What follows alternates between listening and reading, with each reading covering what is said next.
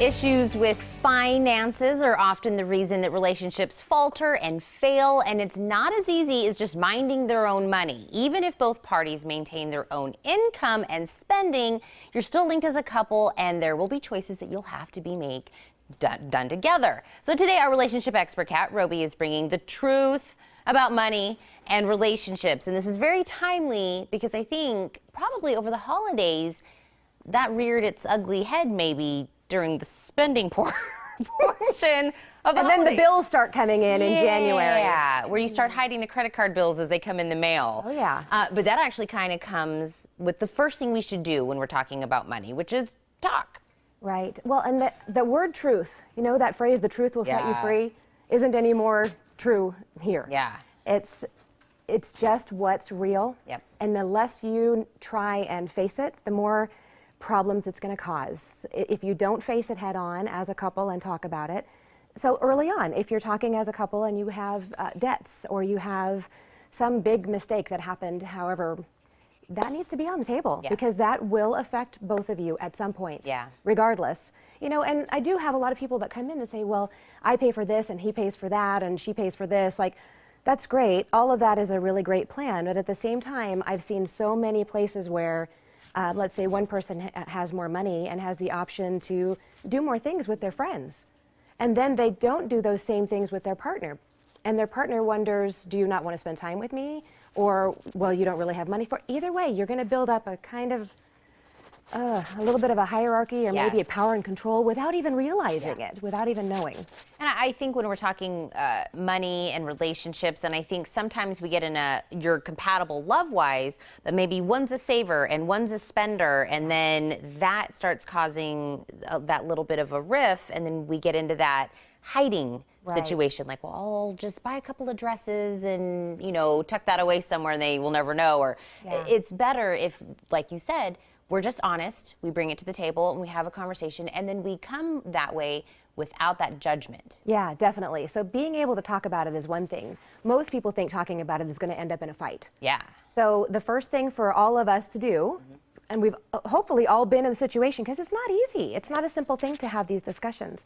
But to be able to recognize that, let me say it this way, to own your own beliefs. So that when someone looks at you and say, that's stupid, why do you need that? Why do you have to spend money on that? You shouldn't need that. Well, if you believe in it and it's important to you, your first goal is to own that and then bring that to the table and say, I need 3 new dresses. Yeah. And so help me figure out how we can get 3 new dresses. Or maybe the conversation goes to, well, maybe you can have one now and one later, or maybe it can't happen at all. The whole point of this is that couples generally get into a very black and white place. Like, I want this way and you want this way, and there's no in between. And that couldn't be further from the truth. The only way, though, that you're going to find out those other things that might be possible is if you're willing to really listen to each other and stop trying to prove your point. Yeah. Like, that's really the core of any conversation that a couple would have, right? Is go into it trying to understand the perspective of the other person.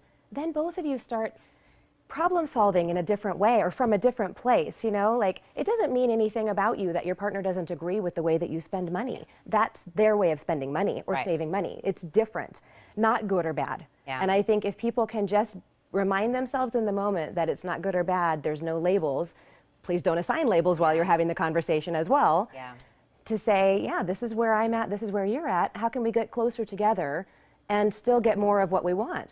And I think how you deal with money and how you spend money ends up being translated very different from your partner's perspective, because then that translates to how you feel about them. Like you were talking about spending more time with your friends, and how come you don't spend that money on me? Or, you know, how come the honey's not buying me flowers with that extra cash that you have, you know, running around? It gets translated into a bigger problem, I think. Absolutely. So you have to look at the big picture. And well, and let me say one more thing about that. The other piece is, if you do start hiding money, what that says, whether your partner ever finds out about it, is that you don't trust your spouse, or you don't trust your partner, or you don't trust that you're going to be okay sharing that knowledge or that information, like that you won't be judged. It's a very big trust issue. So if that holds different, if that helps us hold it differently, then let's frame it like that, because you're not being 100% real when you're doing things like that to yourself or to your partner. I bet you have a lot of people that are going into a marriage that come in to talk to you about this exact issue. Yes.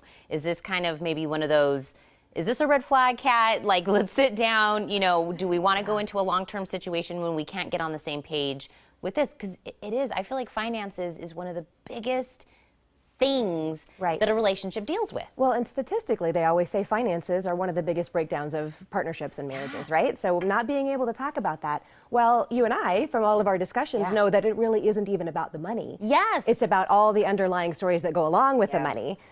But yeah, as they come in and maybe that is their red flag, that gets them in to be able to, within, you know, our talks together, to see the perspectives a little bit differently and see what's holding them back, or what they learned growing up about money, or what they make money mean in certain capacities. So there's a lot that goes to it, but really when you slow it all down and try to deal with the like the uh-oh that comes up when you think about being real and being honest and being truthful about this stuff, then the rest is, it's easier. It's messy, it's uncomfortable, but it's real. And being able to have that kind of conversation says volumes about you and your relationship.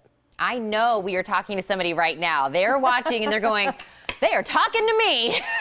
This is for me. So I'm going to let them know how they can get a hold of you, Kat, if they maybe want to sit down and have that real, truthful conversation with you. Thank you. Happy New Year. Happy New Year to you. Yes. Now, if you are interested in professional relationship advice, make sure to call Kat at 906-3392 or visit robycounseling.com.